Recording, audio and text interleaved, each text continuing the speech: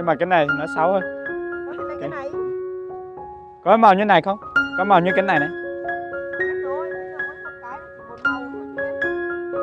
Có màu hơn. Cái này. Cái này cho thằng bé.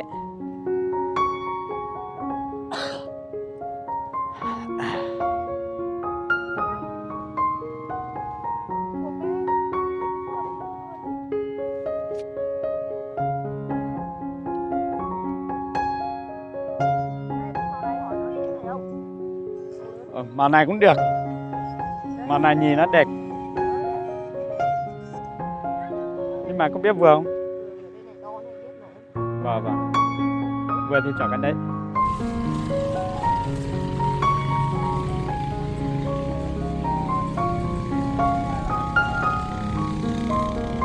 Anh ơi, như vậy thì bác Chí và các cô thì rất mong muốn là anh phải về với bác để AT ở dưới này. Đấy, các bác cô chú anh chị thì không muốn anh ở trên đấy một mình và AT. Và bây giờ thì em cũng đã mua được gạo và mua được thịt và mua được tất cả mọi thứ cho anh và cho gia đình anh.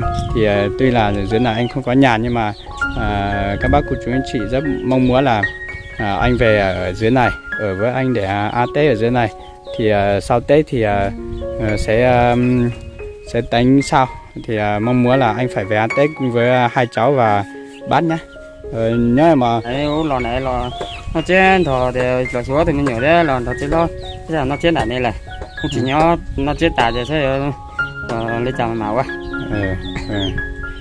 nhớ là mà là tôi sẽ khách xin cho nè nó bây giờ chỉ tôi lắm mà họ nó chia đạn này nó chia tại giờ thì vô chơi sẽ hỏi vô nhóm đạn này lì trả tên mà sẽ mặt thò sẽ là của ba tầm mình chia theo mà là in khai chơi mình đạn này chơi nhóm đạn này để tạo nó chết tại thế là lên thôi giờ thì trên này chắc chỉ sao đại họ ba tàu là họ ba họ sao mẹ giờ có sao thì cho họ nhà chơi mẹ cho sao đấy tao. Và anh thì bây giờ anh cũng nhất trí và về với nhà anh trai để AT ở dưới này và về với hai cháu AT ở dưới này rồi. Thì do là ở dưới này anh đã thiếu đất và không có đất để làm nhà, nên là anh rất mong là các bác cô chú anh chị mạnh thường quân có thể giúp được anh một chút tiền để mua được một cái mảnh đất nhỏ để anh mang cái ngôi nhà của anh từ kia về dựng ở dưới này để anh về ở với các con thôi. Anh mong muốn là như vậy. Thì mình nghĩ là ở dưới này thì khả năng là về cái đất đây thì anh không có, thì chắc là có thể là có tiền thì mình sẽ mua được thôi. Đấy, mình rất mong là các bác cô chú anh chị mạnh thường quân sau Tết này các bác cô chú anh chị có thể giúp đỡ gia đình mua được một ít đất để làm một cái ngôi nhà nhỏ nhỏ để gia đình sống cho nó đỡ phải khó khăn. Đấy thì mình xin trân trọng và cảm ơn tất cả các bác cô chú anh chị mình thương yêu rất nhiều. Đã có Nguyên xin kính chào các bác cô chú anh chị và tất cả các bạn nhé. Chúc các bác cô chú anh chị và tất cả các bạn một ngày mới vui vẻ hạnh phúc, năm mới an khang thịnh vượng. Hôm nay là ngày 29 của tháng 12 âm lịch rồi. Thì ngày mai là tất cả mọi người sẽ ăn Tết vào ngày mai rồi. Ngày mai là ngày 30 các bác cô chú anh chị ạ. Thì như vậy là hôm nay là mình sẽ phải đi mua số của bác Chí gửi cho hai cháu một cô ở với ở với bác, mà bố ấy thì bị đau chân nhé. Thì bác Chí có gửi cho mình là 150 đô. Thì trong đó có cô Thị Vố là 30 đô, cô Tránh Trưng là 50 đô. Thì bác Chí có gửi cho mình là 150 đô. Thì đủ được là 3.450.000. Thì bác có nhắn cho mình là để cho mình 500.000 để mình đủ tiền xa đi lại. Đấy thì còn lại là 2.950 đô, còn lại là 2.950.000. Thì mình sẽ đi mua quả áo và mua gạo, mua thịt và mua bánh kẹo, mua súp, má và nước mắm và tất tờ như là gạo nếp nữa. Đấy thì bác có nhắn cho mình là mua đầy đủ như thế này. Và sau này thì mình cũng tìm cách để liên lạc cho gia đình ba bố con đấy rồi. Thì mình cũng đã gọi được cho chú của ba bố con đấy. Tức là bố của hai cháu đấy là co và chú đấy là co bác, co chú. Thì mình cũng đã nhờ chú của hai cháu đưa hai cháu xuống dưới Đồng Va để mua quần áo cho hai cháu rồi nhé. Và mua tất cả những thứ mà cần mua thì mình sẽ mang về cho hai cháu nhé các bác cô chú anh chị ạ.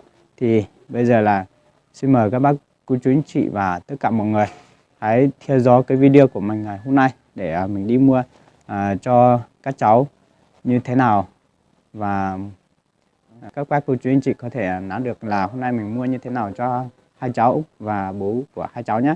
Thì vì do là phải mua rất là nhiều thứ nên mình cũng đã có ghi đầy đủ ở trong như là quần áo và những thứ cần mua thì mình cũng đã có ghi ở trong cái sổ này rồi. Thì mình đi mình sẽ dễ mua hơn vì mình sẽ không lúng túng nữa. Thì mình cũng có ghi như là bác Chí dặn. Thì mình sẽ mua tất cả những thứ mà bác Chí nói và bác Chí dặn, bác Chí nhắn cho mình bảo là mua. Đấy thì hôm nay mình sẽ mua những thứ đấy.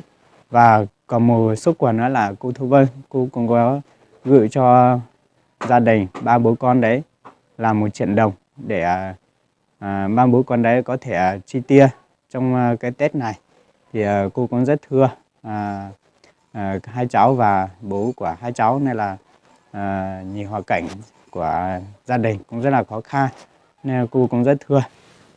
Và bác Chí, cô Thị Vũ, cô Trấn Tranh và các cô bác đã rất là quan tâm để hoàn cảnh gia đình của ba bố con đấy. Con cũng xin thay mặt cho gia đình cảm ơn các cô bác rất là nhiều. Và hôm nay thì được bác Chí đã cho 500.000 đồng cho con để có đủ tiền xăng đi lại ạ. Thì con cũng xin cảm ơn bác rất là nhiều ạ. Vâng, kính chào các bác cô chú anh chị và tất cả các bạn nhé. Hiện tại thì mình đã có mặt tại khu chợ Đồng Va rồi. Hai cháu thì cũng có mặt ở đây rồi các bác cô chú anh chị ạ. Chú của hai cháu cũng đã đưa hai cháu về đây. Mình đưa hai cháu đi mua quần áo ở bên này. Mua đấy à? Với mùa vô khánh chạy này.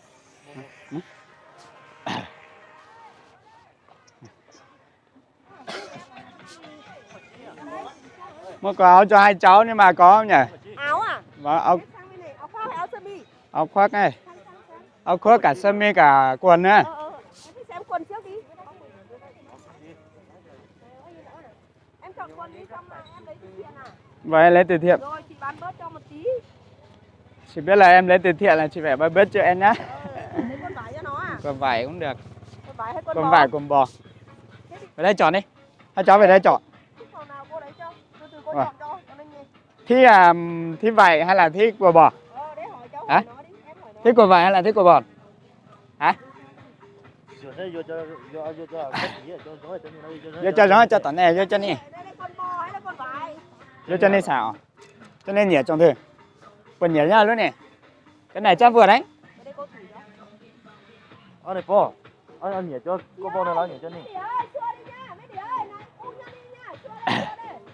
Cao lên đi, nhớ đầu tư cao lên đi. Đấy, tí nữa ngủ này. Thích màu xanh không? Màu xanh này thích không? Đó, lấy cái màu hai cái màu vàng đi. Cái này sao? Thế mà sao? Đua đây lọ mẹ. Đấy, thích màu nào thì thế, con luôn đi ngủ ấy. Anh cứ hỏi nó xem chọn Vâng, màu nào đi. vâng. Anh nhỉ chân chúa là nhỉ đu. Chúa xả. Dễ không? Dễ màu đi không? Thích Cái này không? vượt. Đấy, phải hỏi nó nào. Thích màu này không? Cháu thích màu này không? Chắc cũng chỉ anh mua cho thôi chứ còn nó thì thích màu này. Bây giờ trẻ con như này chưa biết thích đâu. Tí lâu này mới phâu.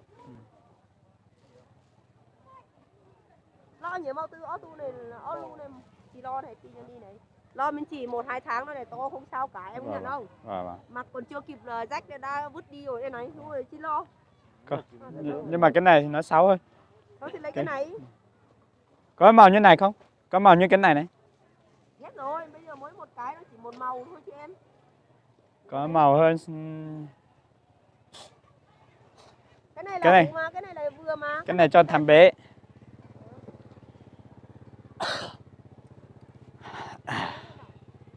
Cứ đi ăn.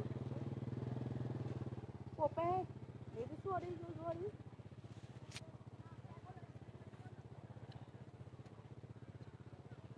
Hay thích màu này hỏi nó thích cái này không? Màu lớn. Màu này cũng được. Đấy. Màu này nhìn nó đẹp. Đấy. Nhưng mà không biết vừa không? Vừa đây này đo này biết này. Vâng. Vừa thì chọn cái đấy.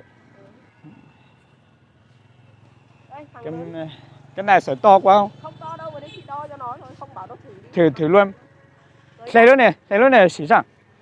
Cứ lôi cái này ra thử Này xem. có nỉ ấm này, ra Tết đi học nó mới ấm vẫn rét đi. Rồi ra cháu. Ở xã nào đấy? Mà lên. Vâng. Xỉ cho mà. Xỉ với câu. Cái này ra Tết mặc. Đây.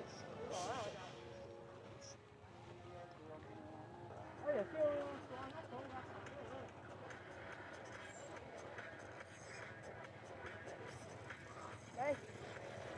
Vâng. Đây, ở sâu đây. Đây, nếu cái mũ thì kéo lên cũng được đây. Phụ chứ phụ à? Phụ thở thăng nha. Ở sâu nha đi đấy, này đi là rung đó. Vâng. Dạ. Con thằng bé thì cái này nó bé hơn đây này. Vâng. Nó bé hơn.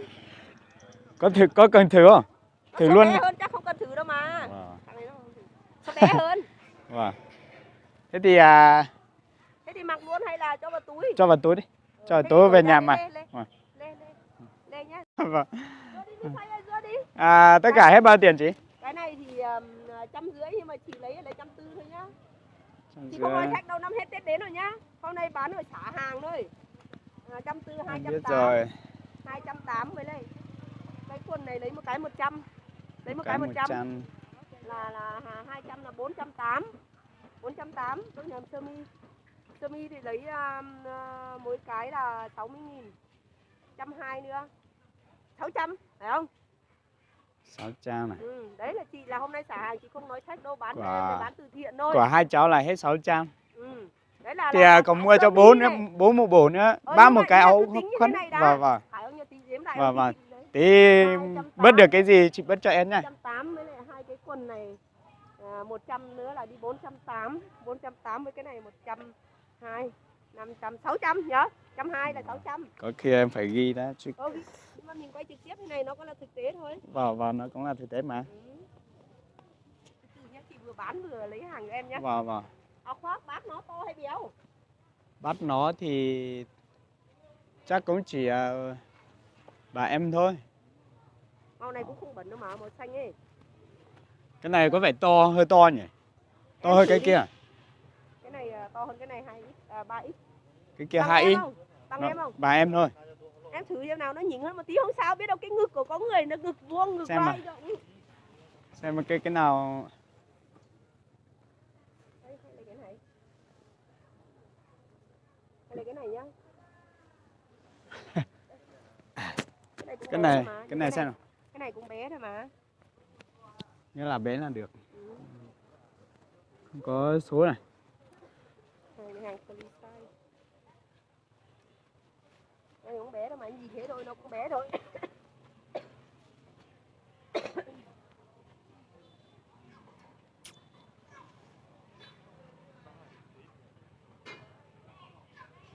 này 2XL này, cái này bé hơn chút. 2XL này. 2XL chắc vượt. Vâng. Anh giờ lúc nào của Phủ Lao à? Tất nhiên Phủ bây giờ đua đang đốt khách hôm nay một tí đã. Đua máu Đua này nên gọi gì đi đua nhiều. Thế sao bảo là đi về quê à mà? Cái gì? Bảo cái gì? Đã bảo là sợ cái lưng nó to. Nó này gọi gì? Chỗ này cổng chia là... nhà đua xem mà nhà chỉ lấy cá nhỉ Mới rồi đua tàu na thế mà đây là Cái gì? Hả? cái nhà đàn đi mà phải sao vậy? đua mà nhá lau đua nha lau đua chỗ lu lu xem Nó về nếu không vừa về đây chị vẫn đổi. dạ Hôm nào đua. nào có vải chứ chị bao đây Bảo đi bảo vệ không Vâng, vừa về vâng, chị vâng. vẫn cho đổi. Vâng, Không vâng, đâu, vâng, vâng. không mặc được, không ai bắt ép. không sao anh nhìn mình chắc cũng vừa Vậy thằng này. Quần đấy ai bán 15? Giật mình à? Cái thì tính ở đâu cái quần bò này nhá. Bây giờ cái kia là coi như là xong rồi nhá. Không nói cái kia nhá. là đi 600 rồi. của hai cháu là hết 600 rồi Cái áo này thì là 250. Chị lấy 220 thôi, bớt cho đúng 40.000 rồi nhá. 250 Hàng từ thiện thì cũng không nói đắt. 250 Cái 220 nữa, cái nọ bù cái kia thôi. 220 250 là 440. 440 với cái này thì lấy đúng 160, không nói sách gì nữa. Chị bán 180 lấy 160. Đấy về em cứ quay trực tiếp về nói với người ta. Thì 160, 440 với 540. Với 6 nữa là đi 600. Được không? 4 với 6 mà. vâng 4 này, 2 này, 2 là 4. 440 với này 160 nữa là 500-600 nhá. vâng Đấy. thế là hết chừng 2 à này chưa à Ninh gói chua cũng được, tùy Vâng. không sợ đâu, kể cả Vâng, về vâng. không vừa về đây Vâng, thì đổi cho. vâng Về là không vừa thì vẫn đổi thêm anh thay đi, không sợ đâu nha, Vâng, không chú- vừa cứ lấy ra đổi. và chú của hai cháu thì bảo là lấy cái nó Lấy số to hơn số to hơn Nhưng mà đang nói ấy, để cho thoải mái là về Vâng. không vừa cứ nhưng mà về cái đây này cái chân này cái chân đổi. quần này nó là như người này ta thích, nó nịt bó, nó nịt.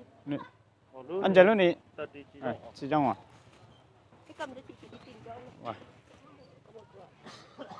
Này lắm á. Cho cái túi kia xem nào. 220 là 440. Cái con bò cho vào chưa? Con bò đâu? còn đây ở đây Không, đang nói mà. chưa cho nữa 440 với lại 440 cộng 160 là bao nhiêu? Phải 600 không? 600 rồi 600 đúng không? Đúng rồi. Lobo đi đâu ấy? Này 600 này. Ở đây ốc. cái chỗ này hết 600 này Cái này 600. Nếu mà đi nó kia đi con kia vào túi của người đây kìa.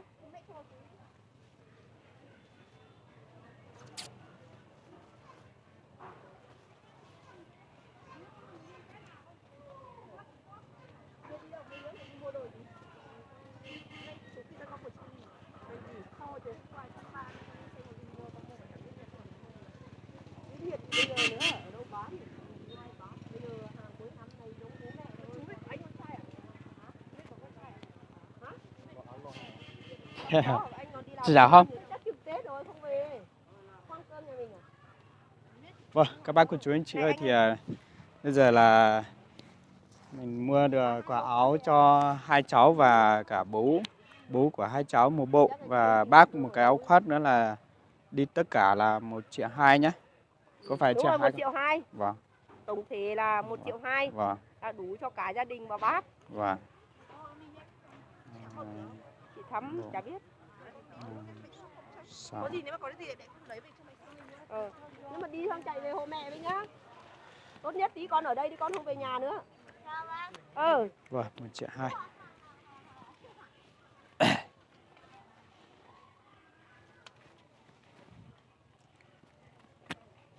Rồi, đủ rồi. Vâng. Vâng. Tôi cứ túc tắc. Về không vừa cái nào cứ lấy ra đây đổ. Vâng. Bây giờ là mình sẽ đi vào trong kia để mua thịt. Vâng. Mua thịt cho hai cháu để vì gia đình thì chưa mua tí thịt nào. Vâng.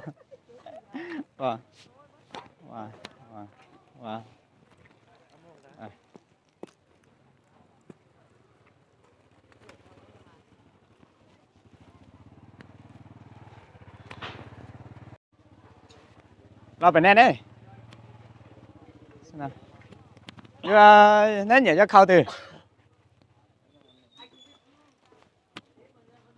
Nó nhảy khâu, nó nhảy khâu từ. Này. Thả luôn mà. Ra. Muốn cho khó ăn đau tê sửa thế cho nè anh chưa cái này nè nè mà chơi phùng cái này này thử luôn xem vừa Ra những cái thứ là. cái này muốn trái trong cái bé sửa bé mà mà để chuyện đi ra lửa thì khó liền chứ Lên đùa. lửa thì khó liền à mà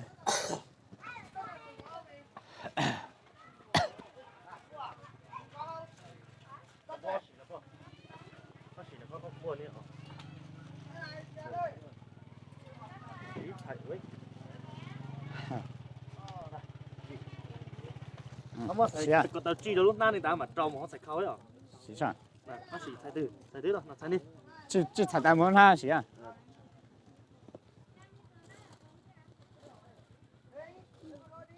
Chưa chứ thật có tầm hấu lúc nào mà Sạch có tao chi muốn đi. Nó nhỉ, nó lúc khó nè. Đó. chim cái này Tôi người khâu đấy mua sạch có tao chi muốn họ.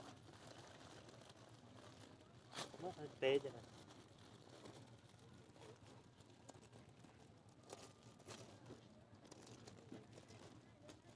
chứ được Rau lúc bữa trồng.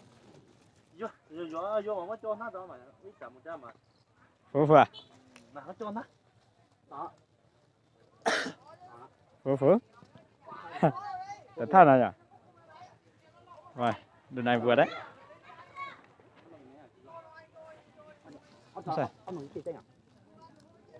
đường này vừa vừa to hơn nữa là không được đâu phù phù à hả nhìn cái đó chứ nhỉ hả Vô lên đi nào. Lên. Tất cả không. vậy nè chỉ mà khảo nữa nhỉ Nè tí khâu thì tao cho tao bút đi đồn đùa thế. Tao in tụ này là cho lao sư có lao nó chết này lao chỉ lo. Tao bên mỏ lại cho nó đá hẻ cho lo cho trên lao tới kia lo nã rõ à.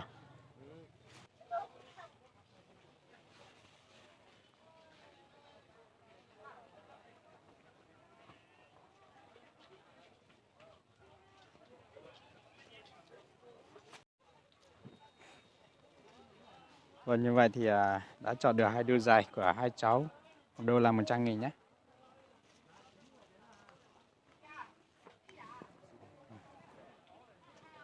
Một đôi 100.000, hai đôi là 200.000. Đấy. Bây giờ mình đi mua thịt. Vâng, bây giờ mình sẽ chọn cho bố nó một đôi giày nữa, bố hai cháu một đôi giày nữa. Thế cho lau tao cho lò mẹ à? Lao chọc nó cho ô thế bộ. Lau ô thế à? Nó ô lo y thế bộ. Có đôi giày nào bố múc không?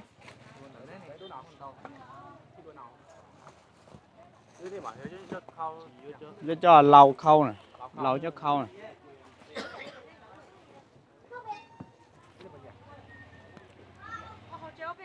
Đó.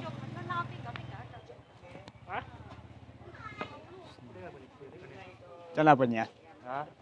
Lao tới mọi người đi giá ta, tao nhớ chơi tới nửa tiếng mù chỉ tao có từ. Tiếng mù chỉ tao tới đây nhớ không chơi. Hả?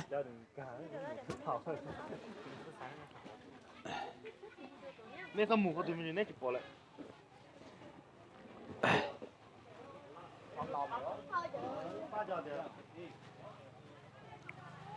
Nhớ tên cả nó này.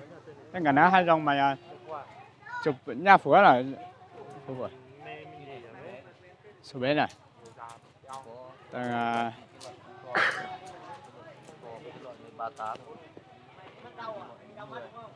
40, 41 là chám vượt. 41 à? Rồi.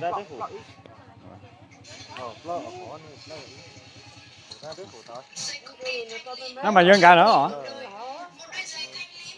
mới thấy nhọt từ à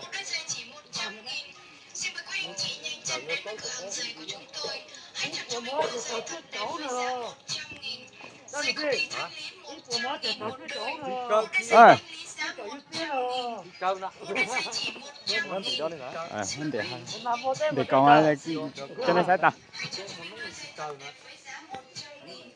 vâng đã mua được một đôi giày là 100.000 cho bố hai cháu nữa rồi. Và bây giờ mình sang kia để mua thịt đấy.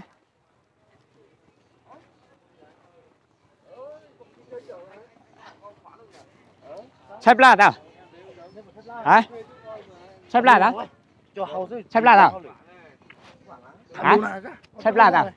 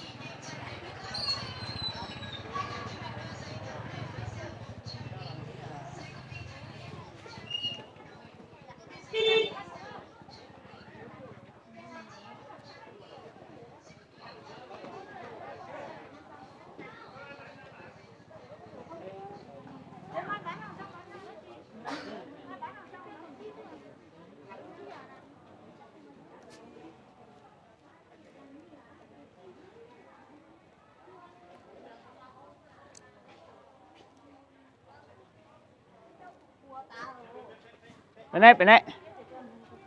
Bên đây.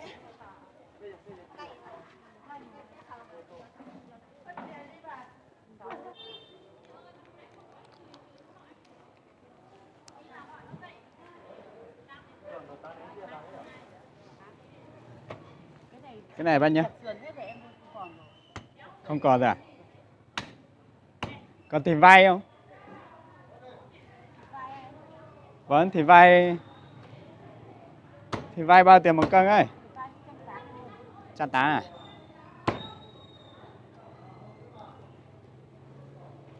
Bây một tí em mua cho hai cháu một con.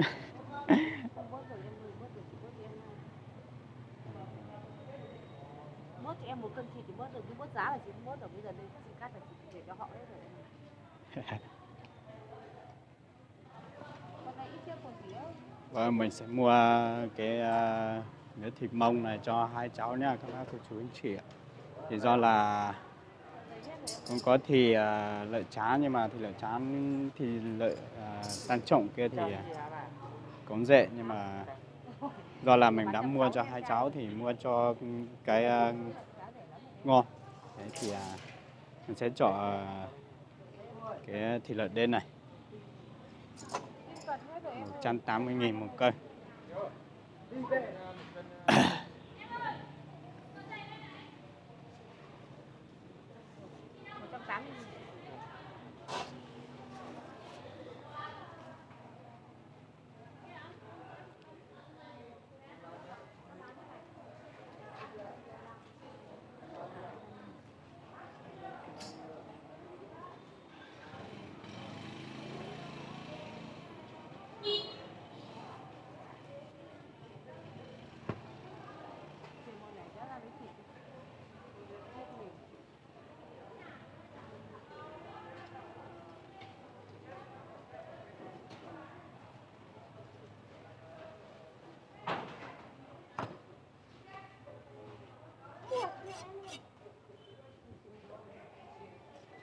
Nhưng mà chị ơi, chắc là chị lấy một quả vai, không mai chị lấy tiếp thôi. Bởi vì em vừa chia cho nhà bà là mất 5 cân một quả rồi, còn một quả này em nào có chị xong thì còn đâu mai chị lấy thêm thôi. Cái đòi đủ ngay thì lại không có.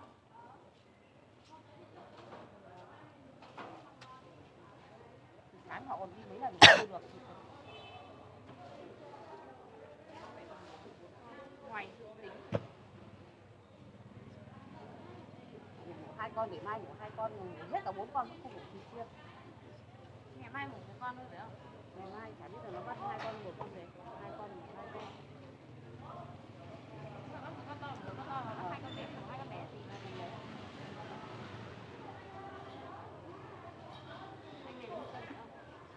Em lấy bao nhiêu vậy? 1 cân à? Em lấy bao nhiêu? Em lấy 3 cân. Cắt thẳng cho em ơi. Cá cho 3 cân trước đấy. 3 cân nhá. Vâng. Thích bên nào cho em chọn đi. Cho bên này, bên này. Vâng. Con này thì không có mỡ đâu, toàn nạc em ạ. Vâng. Ui, một tí.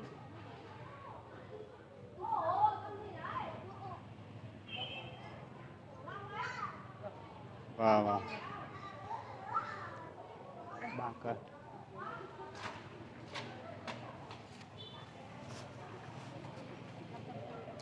Ba cân chị tính cho em hết bao nhiêu? 540 em. 540 này. Vâng. Em lấy 1 cân à? Em lấy bên này hay bên này?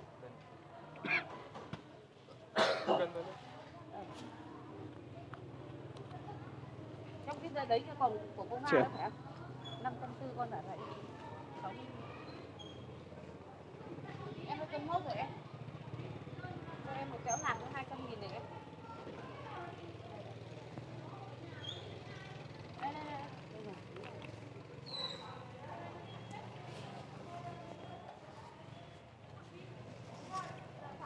Em vào lấy cái túi nữa mà. Vâng, vâng.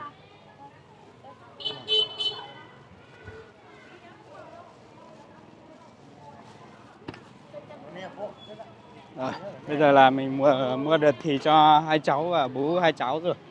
Thì mình sẽ để tánh xem còn những cái gì nữa mình mất tiếc. Cho đủ 200.000 thế. Và cho khoảng 200.000 đi. Cho nó một gói thạch này. Thạch thì chỉ con nó thích ăn à? Vâng, vâng. 2 thằng hay là cho một túi gì? Cho vào một túi này. Chật một con. Cho một túi. Vâng, vâng. 40 này. Vâng. Cho một gói kẹo này nhá. Vâng, vâng, vâng. 40 là 60 này. Vâng.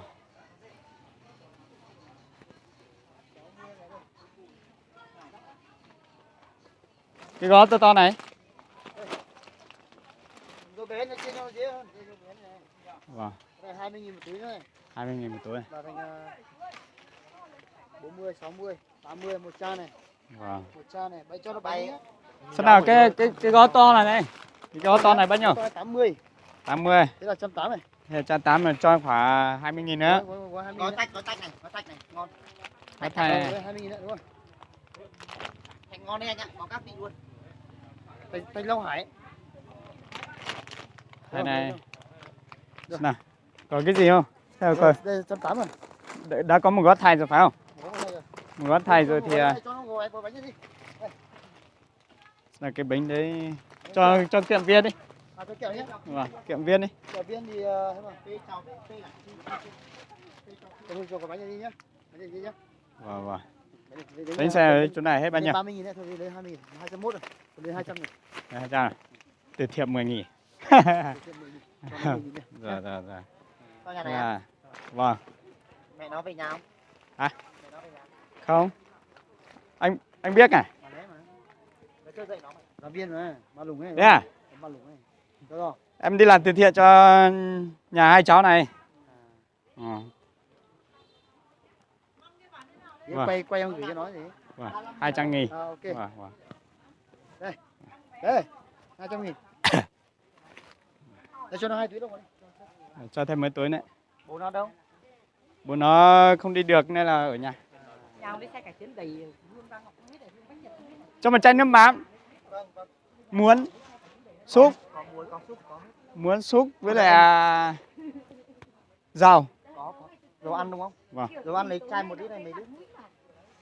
Lấy chai 1 lít đi. Vâng, đợi em một tí nhé. Mẹ ơi, bán nấm cho chú này. 1 cân mà đủ mà. Đây là cân lại thôi. Đây mẹ ơi, lấy cho cô này. Anh ơi này.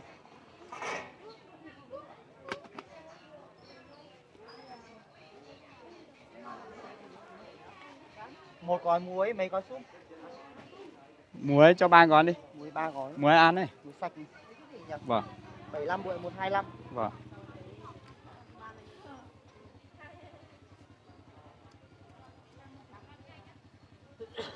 Trăm 20.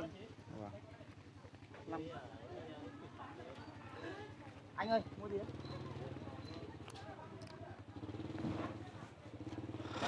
Cái gạo bao xanh này bao tiền nhỉ? 670. 670 à? 670. Và cô cho cháu một bao. Thôi có suy cho hắn chua này. Cô cho cháu gửi tiền này. 670 nhỉ? Vâng.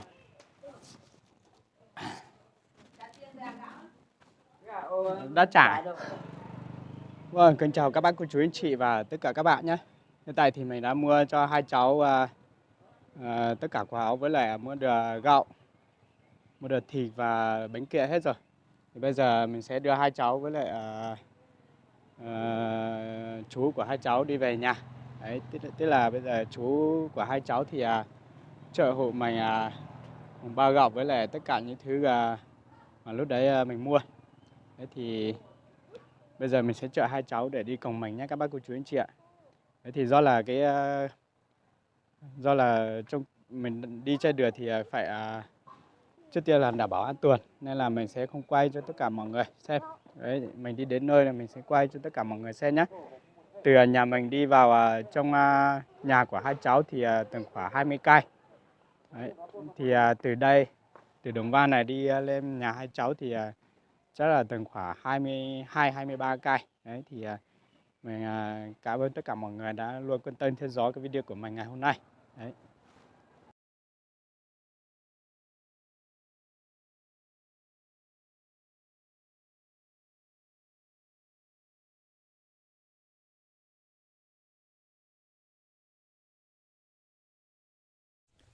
Vâng, kính thưa các bác cô chú anh chị và tất cả các bạn.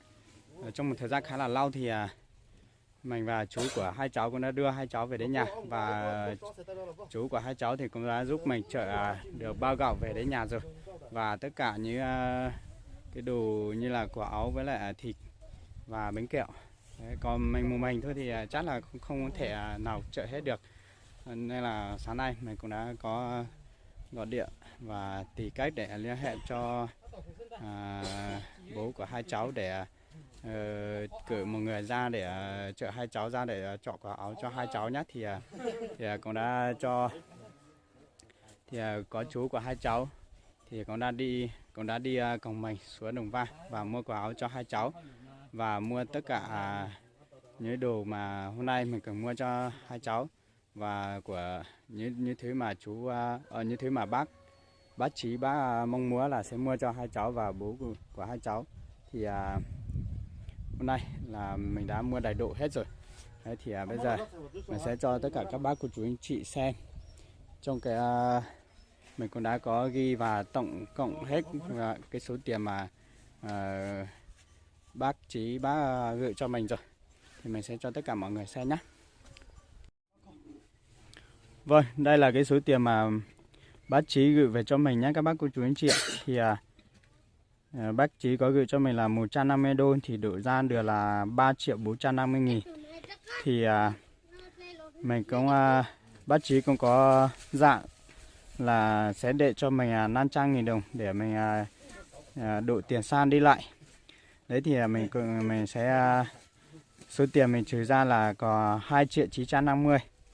Đấy thì mình đã mua quả áo của hai cháu là hết 600.000. Mua quả áo của bố cháu và bác của hai cháu là cũng hết 600.000 nhé. Mua cho bác một cái áo khoác các bác cô chú anh chị ạ. Mua cho bác của hai cháu một cái áo khoác. Mua được 3 cân thịt làm 180.000 một cân thì bà là 540. Mua 5 cân gạo nếp là 16.000. Bà là nhanh 16.000, bà 80.000. Đấy. Mua một bao gạo 50 cân và 670.000 một bao nhé. Mua bánh kẹo là hết 200.000. cáng khô 1 cân là hết 100.000. Mua rau A 1 chai là 30.000. Nước mắm 1 chai 25.000. Muốn xúc là hết 30.000. Đấy, tổng cộng số tiền trên là đi 2.875.000. Đấy thì cỏ dư là 75.000 của số tiền bác Chí gửi về cho mình. Đấy thì vâng, như vậy thì cô Thu Vân cô cũng có gửi cho mình 1 triệu để mình đưa cho gia đình.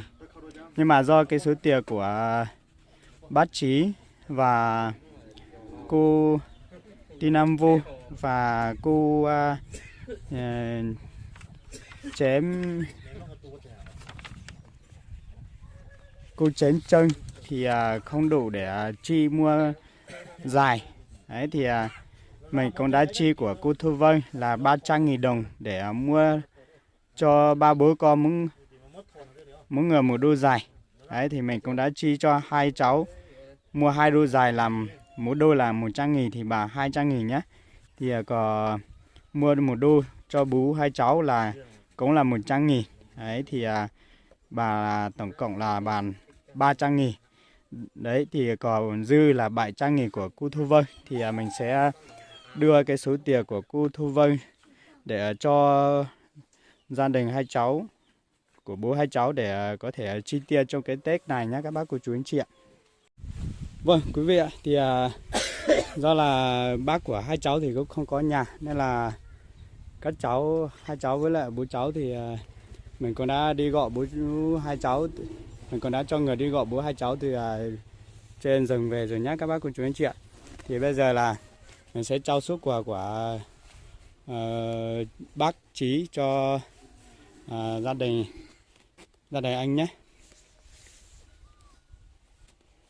Đấy thì do là bác của 2 cháu không có nhà nên là cái áo mà mình mua cho bác 2 cháu thì để đây, thì tí bác của 2 cháu về nên là sẽ đưa cho bác 2 cháu sau. Còn đây là một bao gạo. Đây là một bao gạo 50 cân. Đấy là mình cũng mua đầy đủ rồi. Đây là 5 cân gạo nếp mà mình mua cho gia đình để có cái gạo nếp để ăn. Và bác Chí thì cũng mong muốn là sẽ mua cho một ít gạo nếp để gia đình có cái gạo nếp. Và mình cũng đã mua được 3 cân thịt. 3 cân thịt nhé. Đây là thịt mông nhé các bác cô chú anh chị ạ. Còn đây là 1 cân cá. Nước mắm với lại rau A và muốn. Đây là nước mắm với rau A và muốn. Còn đây là bánh kẹo của 2 cháu nhé.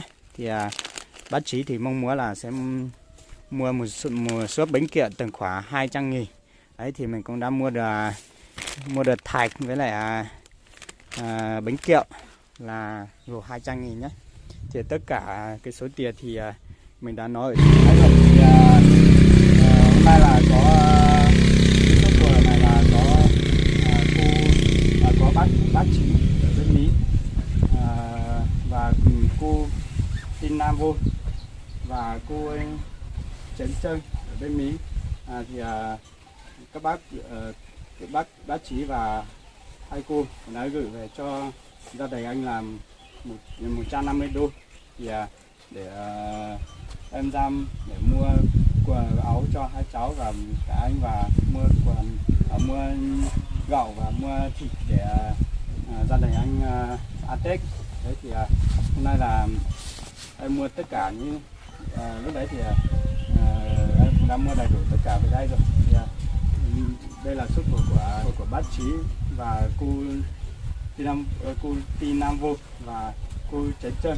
Đấy là hôm nay là anh gửi là cảm ơn tới bác và 2 cô. Đấy là cảm ơn. Hai lắm á. Hai lắm. Nhưng mà ví dụ tí có được chứ mà đúng rồi. Và để ngay tí rồi chào thế sẽ đặt trói ở tí chỉ có để ra tầm bé rồi. Và nó sẽ đặt chào. Nó dù là trâu có chết đấy. Thế là do khán giả đó là trâu té cho chị tu đấy. Thao nó tên lọt ra cái mà vẫn sẽ là sao.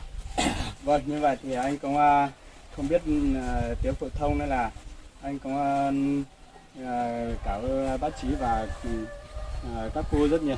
Thế thì sức của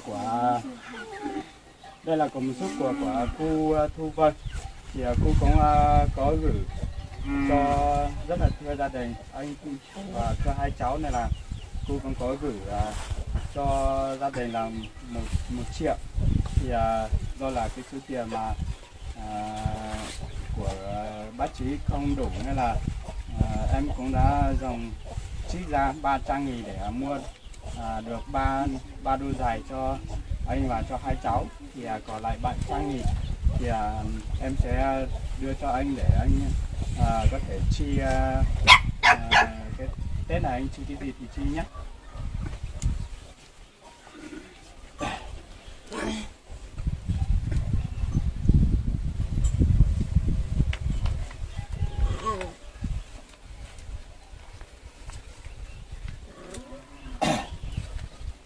Con đàn em mò họ thì tụ phao đây thủ vợ nhớ trò cái nhớ trò tìm cô thế này thứ bỏ thì này ở bên từ từ còn này đó mà này cái cô đó mà mới tới trọ thì có mới trọ mà mới chỉ bé bùa một vô này bên cái khâu rồi mà in cái khâu tái bùa mà cho sạp bùa mới trọ cho chỉ cho này chỉ sử dụng gì đấy Như là này quên ní phát sau đấy. Họ hỏi thực thi cho ý là vua lò đấy. Và nhà lấy cho nhiệt cho tiền nhớ rồi cô này trò chứ hay là u chèo của tụi kê chứ chỉ cái mà thế ở mọi thực thi đấy cho to cho nữa chỉ là theo tao đấy. Còn cái số tiền dư của vâng thì mình cũng đã đưa cho anh để anh chi tiêu trong cái Tết này nhé. Thì cái số tiền dư đó là mình trích ra 300.000 để mua 3 đôi giày cho 3 bố con, rồi thì còn 700.000 nhé, thì mình đưa cho anh để anh có thể chi tiêu trong cái Tết này, anh chi cái gì thì chi. Đấy. Thì anh cũng cảm ơn cô rất nhiều rồi. Đấy, thì anh cũng không biết tiếng này là anh chị nói bằng tiếng Mông, thì mình cũng thay mặt anh xin gửi là cảm ơn tới cô rất nhiều. Cảm ơn cô rất nhiều, cô đã luôn luôn quan tâm và giúp đỡ những hoàn cảnh khó khăn như anh. Đấy, thì mình cũng không biết nói gì hơn. Mình cũng xin cảm ơn cô rất nhiều ạ. Chúc cô có thật nhiều sức khỏe và hạnh phúc và có một cái Tết cũng vui vẻ. Nhờ mót xài này mà nhá. Mót xài này là xài này nếu mẹ mình chỉ là nếu lo giả thế. Nhưng mẹ mình gì nào đấy? Nhưng mẹ mình giả. Nó chỉ ít thì sẽ lì bự ta. Tôi chỉ đó. Tôi chỉ đó. Tiền chơi người ta mẫu rồi. Sửa thế nên. Mẹ đi ăn. Do là mà cái của rất là chặt nên là không xây được.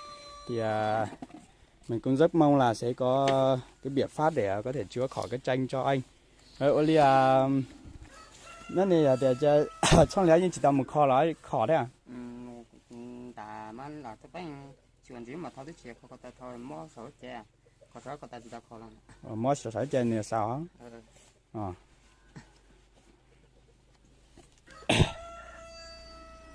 Giống như là để lành nhà này mới lưu lại sành ấy mùng thêm mua thế không. Nhá mà nhiều vì chân lành trở liền chân lành lưu à? Mua tầm thì xong tiểu. Thế mua là cổ thế lò cho thế lên cầu cổ thế cầu mất tụi ta này.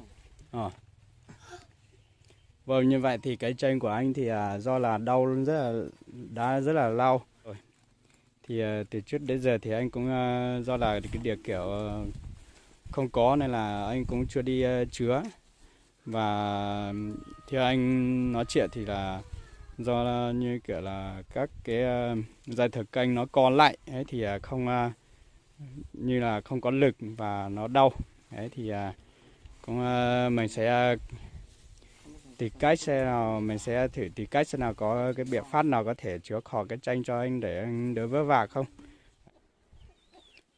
Vâng, như vậy thì các bác cô chú anh chị đã thấy là mình đã cho xong sức khỏe cho gian đầy anh rồi thì bây giờ mình sẽ cỡ hộ những cái bao gạo này cho vào nhà để anh đấu tranh anh sẽ không thể bên nổ cái bao gạo này vào nhà thì mình sẽ cỡ hộ anh vào nhà nhé. Bác Chí và các cô thì rất mong muốn là anh phải về với bác để Tết ở dưới này. Các bác cô chú anh chị thì không muốn anh ở trên đấy một mình và Tết, và bây giờ thì em cũng đã mua được gạo và mua được thịt và mua được tất cả mọi thứ cho anh và cho gia đình anh. Thì tuy là ở dưới này anh không có nhà nhưng mà các bác cô chú anh chị rất mong muốn là anh về ở dưới này ở với anh để Tết ở dưới này. Thì sau Tết thì sẽ tính sau, thì mong muốn là anh phải về ăn Tết với hai cháu và bác nhé. Nhớ mà là cho phao thế là cho chích lon này là phao này lắm mà là do hải để cho có lòn đạn này chơi lòn nó chia đó thì mình nhựa thế lò rồi chích lon nó chia là này mà nên mà như cái lòn đạn này lắm mà lòn đó nó chia tài chơi để xem nó chia tài giờ nhớ lịch cả lớn mà hành đặt chút gì bảo cái lò này lò nó chết thò thì lò số thì nó nhỏ đấy lò nó chết lo thế là nó chết lại này này không chỉ nhớ nó chết tại thì thế lấy chồng màu quá nhớ lại mà là tiêu xin khách xin cho nè nó bây giờ tôi lắm mà là nó chết đạn này giờ nó chết tại giờ thì vô chơi sẽ hỏi vô nhóm đạn này lịch trả tên mà sẽ mặt thò sẽ là của ba tầm mình chia thêm mà là im khai chơi mình đạn này chạy nhóm đạn này để tạo nó chết tại thế gì à lên thôi giờ thì trên này chắc chỉ sao đại họ bắt tàu là họ ba họ sao mẹ giờ có sau thì cho họ nhiều trên mẹ ra xả đến tàu và anh thì bây giờ anh cũng nhất trí và về với nhà anh trai để Tết ở dưới này và về với hai cháu Tết ở dưới này rồi. Thì do là ở dưới này anh đã thiếu đất và không có đất để làm nhà nên là anh rất mong là các bác cô chú anh chị mình thuộc qua có thể giúp được anh một chút tiền để mua được một cái mảnh đất nhỏ để anh mang cái ngôi nhà của anh từ cái ngôi nhà hôm nọ mình đi quay ở trên kia về dựng ở dưới này để anh về ở với các con thôi. Anh mong muốn là như vậy. Thì mình nghĩ là ở dưới này thì khả năng là về cái đất đây thì anh không có thì chắc là có thể là có tiền thì mình sẽ mua được thôi. Đấy, mình rất mong là các bác cô chú anh chị mình thuộc qua sau Tết này các bác cô chú anh chị có thể giúp đỡ gia đình mua được một ít đất để làm một cái ngôi nhà nhỏ nhỏ để gia đình sống cho nó đỡ phải khó khăn. Đấy thì mình xin trân trọng và cảm ơn tất cả các bác cô chú anh chị mình thuộc qua rất nhiều. Đấy.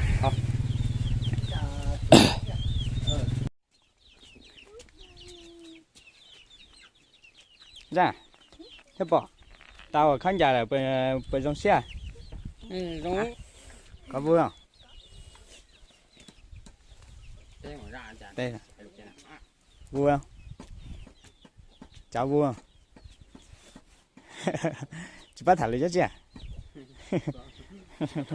Sao thả lấy chất gì thế mà? À, chị bao? Trong xe rồi. Rồi. Chắc là rất vui nhưng mà do là không biết tiếng phổ thông nên là không muốn nói.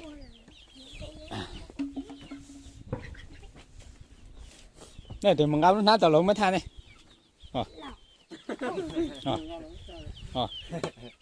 Trời. Lúc nào nó tao cho xe.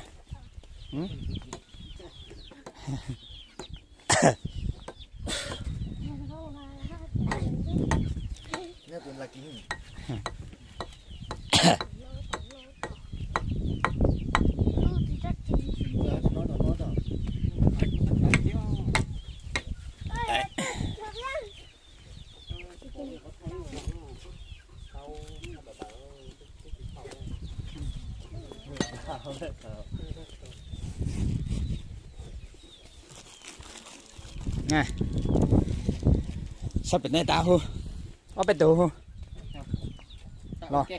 lo sao cái này mất tha sao này sải ta sao này ta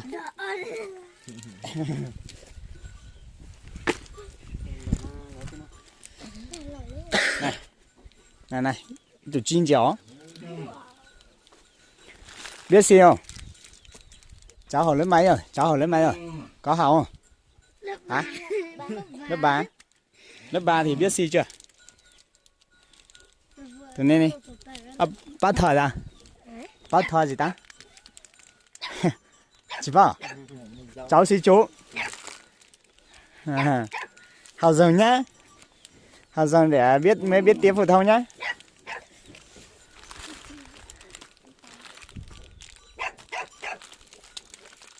Các cháu này học lớp mấy rồi? Lớp 6 rồi à? Lớp 6. Ừ. Thế là không biết rồi đấy.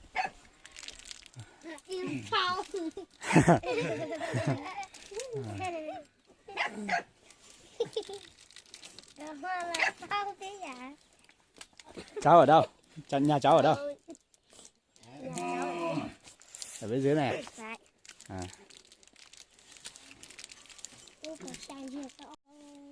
Xem nào cái tay đi. Mai nhớ rửa mặt nhé. Mai nhớ rửa mặt cho nó sạch sạch đi. Nè. Không thì mặc cái áo trắng vào thì nó đen lắm. Còn xem nào. Cái này nữa. Già nữa. Mai rửa mặt thật sai vào. Tí rửa luôn đi. Tí đi đun nước và rửa mặt cho nó sạch sẽ. Nha.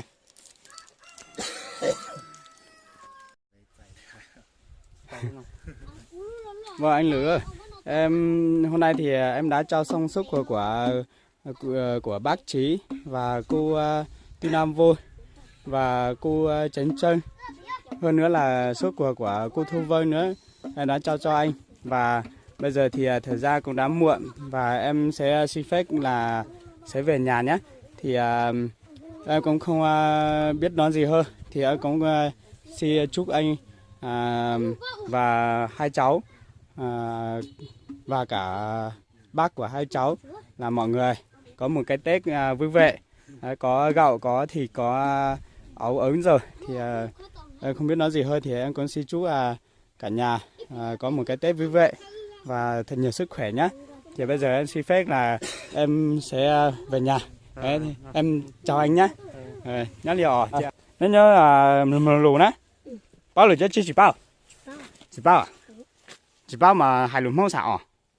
Mình lù ó, mình chỉ lù đấy. Chúng nó ở bên hơn trên giải tôi trên giải chúng mới tha ó. Mình lù trên giải tôi theo ngặt tha tôi họ. Đó. Hai cháu thì cũng nghe được một ít nhưng mà cũng không nói được nên là mình phải nói bà tiếng phổ thông, nói bà tiếng Mông cho hai cháu để hai cháu có nghe được và nghe lời bố hai cháu nhé các bác cô chú anh chị ạ. Vâng, chào các bác cô chú anh chị và tất cả các bạn. Hiện tại thì mình đã trao xong suất của bác Trí và tất cả các cô. Thì mình cũng xin phép là dừng lại khép lại cái video của mình tại đây. Bây giờ là mình sẽ xuất phát về nhà nhé các bác cô chú anh chị ơi. Thì hôm nay thì mình cũng rất là vui và rất là hồi hộp và được trao suất của cô của bác Trí và của các cô. Thì mình cũng rất mong là gia đình nhận được suất quà của bác và của các cô xong thì gia đình cũng bớt đi một phần nào khó khăn để có cái Tết vui vẻ hơn. Đấy, thì mình cũng xin chúc tất cả mọi người luôn luôn dồi dào sức khỏe, hạnh phúc, năm mới an khang thịnh vượng. Có phép mình tạm dừng cái video của mình tại đây. Xin kính chào các bác cô chú anh chị và tất cả mọi người.